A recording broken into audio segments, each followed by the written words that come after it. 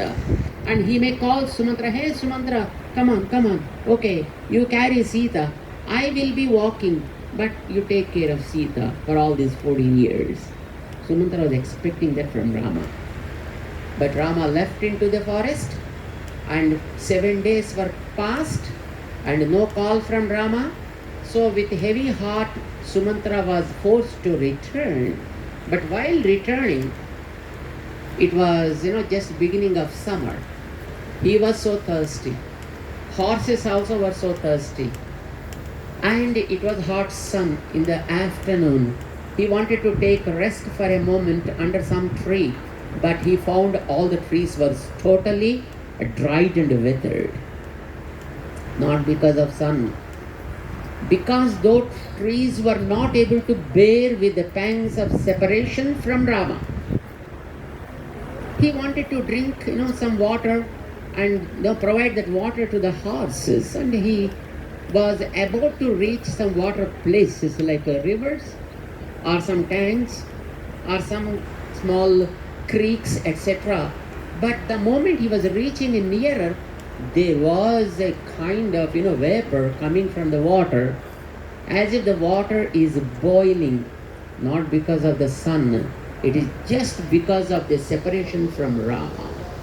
Api vrikshaha parimlanaha sapushpankura korakaha upataptodakaha nadyaha palvalamsi saramsi cha palvalani saramsi cha.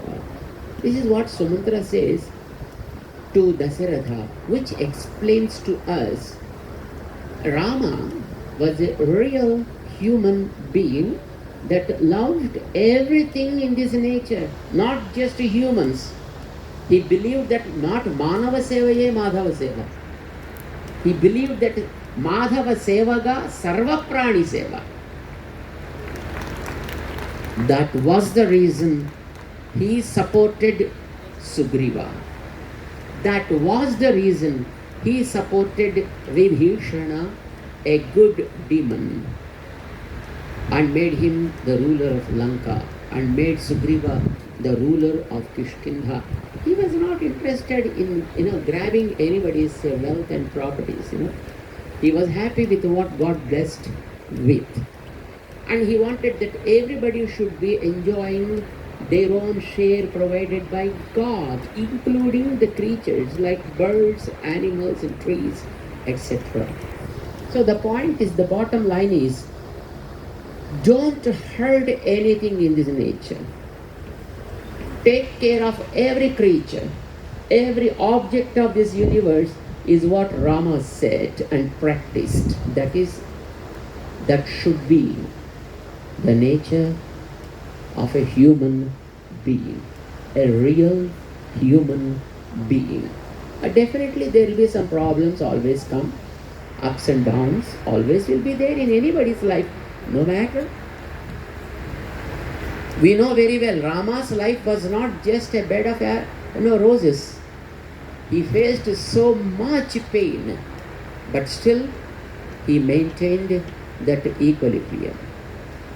He never just cried rolling, and he never hit the roof when there was joy. Be able to bear with the situations whichever are encountered in your life, and travel towards your goal of sharing the joys and pains. We do so. We share the joys of others and we throw pains onto others. But it should be other way around.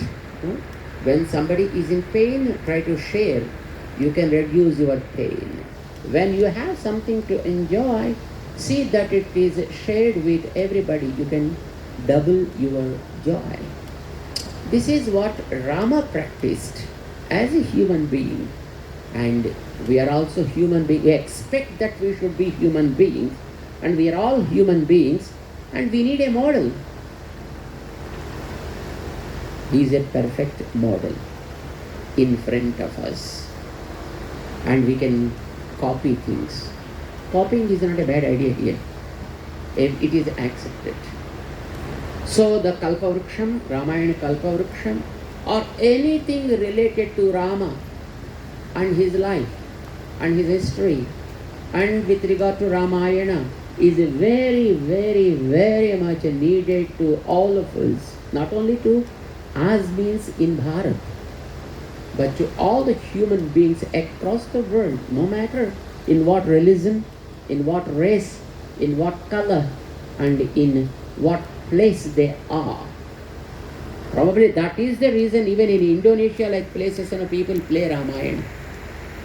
Though they are Islamic people, but they practice Ramayana thinking that it is having so much for them to learn and teach so much to others too. Anybody wants to lead a human life, a real human life.